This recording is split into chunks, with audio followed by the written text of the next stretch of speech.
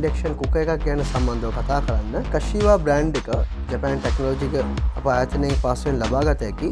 ඉතා පහසුවෙන් සකසා ගත හැකි සහ සාමාන්‍යයෙන් කරන්ට් එකක් අපි සාමාන්‍යයෙන් රයිස් කුකර් එකකින් අපි කෑම හදනකොට ඒකට යන කරන්ට් එකට වැඩිය ගොඩක් අඩුවෙන් කරන්ට් එක අපිට යන්නේ මේකට. අනිත් එක මේක දැකුම් කලුයි ඕන තැනකට අපිට අරන් යන්න පුළුවන්.